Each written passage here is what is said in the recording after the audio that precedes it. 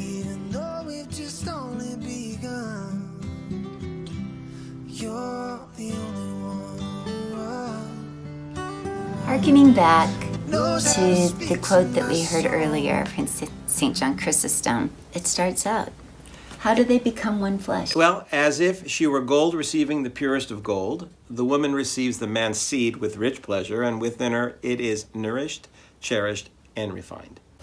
Their intercourse affects the joining of their bodies, and they are made one, just as perfume is mixed with ointment. As you can see from St. John Chrysostom's words, sex is a very vital and life-giving part of our marriage relationship. Yep, it is. But isn't it strange that as vital and life-giving as it is, what a terrible time we all have talking about it? Yep, and I'm not the one that has a problem talking about it. She does. You have to understand, I think each of us, as we step into our marriages, we come in with a different perspective of what's okay to talk about and what's not okay to talk about. And it's actually, you know what, and it's actually quite interesting because men and women deal with sex differently. Absolutely. And yet Gottman talks about how for women, we have prerequisites. And if those prerequisites aren't met, it ain't gonna happen. So, yeah. What you want to feel close with her. You want to feel desired by her. But you have to realize she's different than you. So many women need touch and affection and connection before she has a desire to jump in the bed with you. That doesn't make her crazy. It just makes her different than you. So often men love to connect through the bedroom, but that's not the case for most women. For the average woman, building trust together is sexy. Vulnerability and sharing and having a desire to know her inner world is attractive. Knowing that she can depend on you for the little things and the big things is what gets her in the mood. And if you... Interesting conversation, folks. Interesting conversation. Say though, when we got married, we had to learn some very interesting lessons. One of the things that we've learned is what happens in the bedroom is completely affected by what happens outside the bedroom. And if we're not paying attention to those things outside the bedroom, inside the bedroom is not going to be as good as it could be. Okay, so I'm going to back her up a little bit here, okay? Because let's just start outside the bedroom from the beginning. Because we got married, and unfortunately she had food poisoning from the rehearsal dinner. So the marriage day got very interesting from the beginning. But let's just fast forward past the actual wedding and the reception to the point where we finally went home and something was going to happen that I had been looking forward to for a heck of a long time. And he carried me over the threshold. I tried, okay, but she wasn't feeling very well, okay? She was really sick. And so we went upstairs and I took a look at her and she put on this nightgown. 5 shades of green. And the nightgown was a flannel nightgown all the way up to the neck. And here, down to the ankles. And yeah. I put her into bed, I kissed her goodnight, and I slept on the couch. Yeah, and then we had a honeymoon week, which was really wonderful. That was good. And at the end of that week, I was again. Not feeling well, went in to see the doctor, and wound up undergoing treatments for the next 6 months that made the bedroom a little bit off limits for us. It was a little bit hard, but I think that's when we understood how important it was to have rituals of connection in our relationship. And so that's where we take the rituals connection, because there are different ways that in essence we can bring our sexuality, utilizing creativity into a relationship. And it doesn't have to do with intercourse all the time. No. And in fact, there's this very sweet story that we heard several years back about a couple that wanted to make sure the other one was constantly reminded of their love for the other. And so, yes, you see this? SHMILY, see how much I love you. And what they did is they left this message around the house in places where they knew the other one would find it. There were notes that went into the lunchbox, for instance. Notes in the lunchbox. Or he knew that she would bake, so he would trace it in the top of the flower. So when she would take the lid off of the flower jar, there it would be lipstick on the mirrors with a little love note. Yep. or writing it in the steam, you know, on the mirror. And it wasn't her writing in the lipstick. Sometimes it was him. Yeah, but it was just a sweet ritual connection that the two of them had as a constant reminder to the other of their connection. And that connection outside the bedroom, I guarantee, followed them into the bedroom at the end of the day. Then I think we're going to pass the ball on over to Father Vasili up in Alaska. Hello up there in Snowland. Thank you, Father Jim and Pres Donna. This is Father Vasili up here in Anchorage, Alaska. And I'll be honest with you guys, this is not an easy thing to talk about. So I've been given the task of speaking to the group tonight about bids for sexual intimacy and how to handle no. And it's not an easy subject to talk about with our spouse. It's really not an easy subject to talk about with a group. And it's really, from a point of view of a priest, we know how important sex is in our marriages, but there's not a great place to talk about this in the church. I can't talk about it on Sunday during a homily. So this is a good opportunity to discuss something that's so important. Sex plays an integral part of our marriage, and so it's healthy to be able to communicate about it and to bring Christ into it. And that's really what we're trying to do, is bring Christ into our marriages, into all facets of our marriage. Sex is not something that's dirty or that we should feel shame about unless we've, introduced something sinful. So we want to bring Christ into this aspect of our marriage as well. In general, men are going to desire physical intimacy more often than the women are. So in a marriage, it's most often the wife, not always the case, but it is most often the wife that is saying no or rejecting bids for physical intimacy. And these reasons could vary, and you've already heard about them. You'll read about this in the book, but sometimes, especially if there's children in the home already, the wife is just feeling exhausted. She's too tired. She may feel that she's not very beautiful at that moment, and she might just not feel connected. And speaking directly to the men, most of these reasons have nothing to do with you. We'll talk about the connectedness in a little bit, and that does have to do with you, but the other reasons could have nothing to do with you at all. It's not always about you.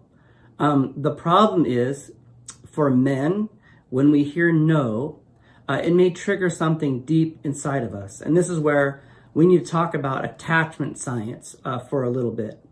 So attachment science helps us understand that as infants and children, we may have not had all of our needs or expectations met by our parents. We may not have felt our parents close enough to us. We may have cried out and did not get a response as soon as we wanted, or the right response, the response that we felt we needed from our parents. And these denied calls for closeness with our parents create a wound. And these wounds stay inside of us as emotional memory. They're not conscious, but they're unconscious. And our emotional memory has these things stored. So when we go to our wife, our spouse, and make a bid for physical intimacy, and we are rejected, it can trigger something deep inside of us that's an emotional response. And that emotional response may be something that's so powerful that it surprises even us and makes it really difficult for us to think clearly and to be reasonable and to understand that the no or the rejection is not a rejection of us as a person, that we're not being rejected, but just that our wife isn't into it at the moment. And again, this is difficult, I know, also for women, but especially for men. If men do not feel desired, I believe this is in the chapter you're going to read, most men would rather be fired from their job than be turned down when they make bids for sexual intimacy. So that says a lot about how men define themselves and how they consider themselves as a person, that they need this part of their life to be fulfilled in order to feel like a true person. In a way, it's really ridiculous, yet at the same time, we have this imprinted deep, deep inside of us. So it's something that we need to acknowledge and do our best to explain and understand. And Father Vasili, For many couples, there might be an equally complex and underlying story around both emotional and physical intimacy. Let's take a quick peek at another Instagram post with some incredible insights. Sex. But he knows my stuff enough to be like, I only heard you say you statements and that really hurt. And I went, you're right. Okay, fine. So I asked myself the 4 questions, SEEN, that I ask myself when I want to blame someone else. What am I scared of? What am I embarrassed about? What was I expecting that I didn't say out loud or was unaware of? And what do I need? And I was like, none of those. And I went, fine. If I was scared, what would I have been scared of? And I was like, oh my God, I would be scared that I'm inherently broken, impossible to please, and not a sexual person anymore. If I was embarrassed, what would I be embarrassed about? I'm starting to cry at this point. I would be embarrassed that I had gained weight and that you see and touch my body fat. I'm embarrassed that I have less energy than you, and I'm embarrassed that I need so much warm up. What did I expect of myself and of you that I was either unaware of or didn't say? I expect myself to be ready instantly. I expect myself to be attractive endlessly, and I expect myself to be epically good at sex. And I was like, and I expect you to make me feel attractive and epically great. But you tried to do that all day, and I called you a liar every time, which landed us at N. Need. What do I need? I need to treat intimacy like it's an act of self-love and self-acceptance just as much as it is an act of connection. When we are giving someone a hard time, we're having a hard time because of our own stuff, and seeing helps us figure out why. I love how in the book they talk about the prerequisites for sex for women, and it's right here. Sexual desire for women is a barometer for how the rest of her world is going. If she's not rested or happy or healthy or feeling supported and loved, she's not going to feel like having sex. Oh my goodness, that's so true. So let's take a moment to pause and reflect once again on the SEEN method, which can be helpful for both men and women, allowing ourselves to be curious about emotional intimacy. Into me I see, and into you I see. So let's practice asking ourselves how we can best be seen by one another. Seen. S. What am I scared of? E. What am I embarrassed about? E. What am I expecting that I didn't say out loud or was unaware of? And finally, N. What do I need? One of the problems that I've seen in marriages is that one spouse or the other will not feel connected to the other person. And this lack of connection, of course, makes them unwilling to engage in physical intimacy as often as the other would like. And it's this lack of connection that's the problem. However, they find it difficult to explain why they're feeling this lack of connection, that they feel unsupported, that they feel unloved, or that they feel taken advantage of. And instead of talking about what's really the problem, they use the church or asceticism and personal piety as an excuse to turn down bids for physical intimacy. And this is really, really dangerous and unhealthy, and I've seen it destroy marriages. So there is a place for asceticism in our marriages. There's a place for accepting no and using that to draw closer to God, to practice self-denial. There's a place for saying yes when we don't really feel like it. Again, in order to practice self-denial and draw nearer to God by serving our spouse. But we should never use the church, even the church's canons, to say no to our spouse and to turn them down when they make bids for physical intimacy, unless we have come together. First of all, we've come together and talked about fasting, that we're going to fast at such and such a time because the church guides us this way, and we're going to agree to do it. Then I think it's okay when one makes a bid for physical intimacy to respond with, hey, we agreed we were going to take a break for a while in order to focus on Christ, to focus on the fast, right? To focus during Lent or one of the other fasting periods. The church gives us ample opportunities to practice this physical fasting, whether it's Wednesdays and Fridays or one of the fasting periods, or even Saturday night before we receive Holy Communion.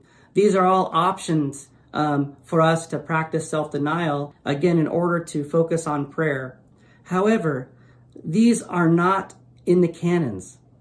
They should not be used as weapons against our spouse simply because we've moved past it or because we don't feel connected, so we don't want to do it.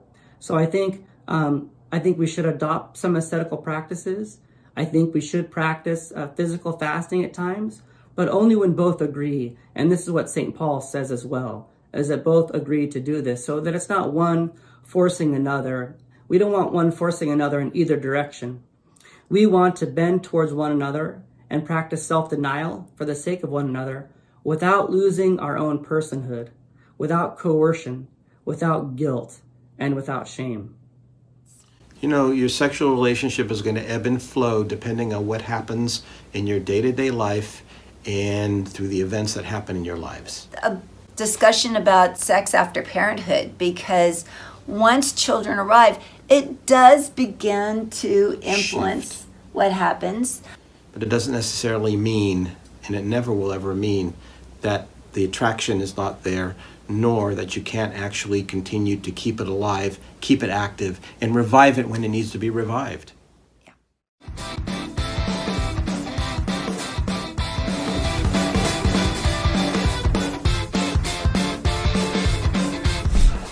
Kids, get in here. I got Mickey Mouse on the TV. It's mommy, daddy, alone time.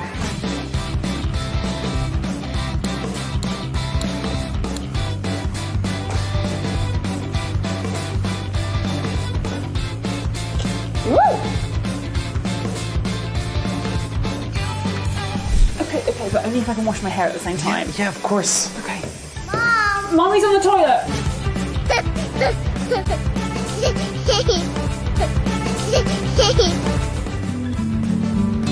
The better, the worse, in betweens, baby. I'm gonna give you my everything from now on. Won't have to walk this road alone. Oh, my yesterdays and my tomorrows, all my laughter and my sorrow. Yeah, your heart is the only one I know. Oh, till the stars fall out of the sky and the rivers, they all run dry. Baby, you're mine, only one. Till the silver that runs through our hair, don't you know that I'll always be there? Baby, I swear, till my days on this earth are done, you're the only one.